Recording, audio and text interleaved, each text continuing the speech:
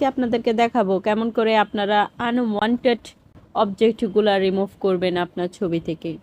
তো চলুন শুরু করি। প্রথমেই আপনাকে যেটা করতে হবে সেটা হচ্ছে আপনার ব্রাউজারে চলে, এই যে এখানে ব্রাউজারে চলে আসবেন, লিখবেন আনওয়ান্টেড অবজেক্ট রিমুভ।